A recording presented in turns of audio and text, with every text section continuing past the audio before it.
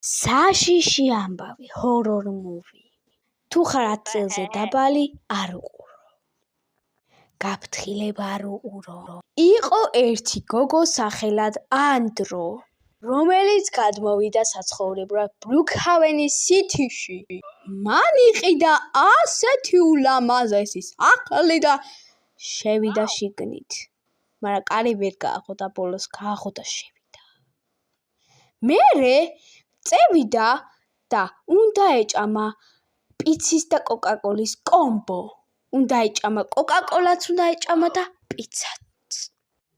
მერე რო ჩასკდა, ავიდა ზევით ტუალეტში და მოჯვა. აი, უბრალოდ დაჯდა ტუალეტზე და მოჯვა.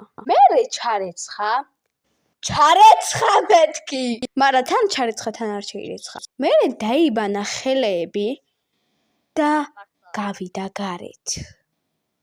შემდეგ ჩაეგდო ქვევით და დაჯდა ტელევიზორის საჯურებლად.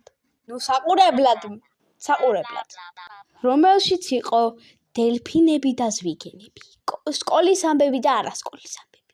მაგრამ ანდროს რაღაც ხმები ესმოდა თავისი ოთახიდან. ოთახი შემოკარგო, წევიდა ახლა და შემოწმებია და ოთახი ახლა ბაღანას. ამიტომ ეთრიაზეით შევდა თავის ოთახში და რას ხედავს?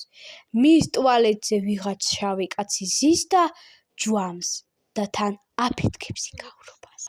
როცა ეს მჯვანა კაცი გამოვიდა, გოგონა შეეშინდა. ხო და დაიწყო ამ გოგოის მუტაცება. მოტაცება მეთქი. მოტაცება მეთქი. მერე მეიტაცეს აი გოგო და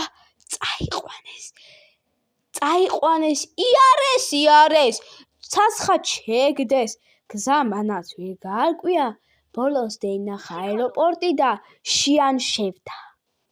შევდა იმ აეროპორტში და წევიდა თვითმფრინავში.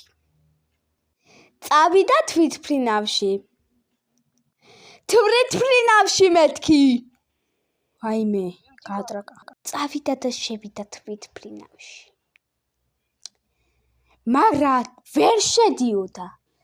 შემდეგ ჩამოაგდო გოგონა, ჯერ შეაგდო გოგო და მე შევიდა მან.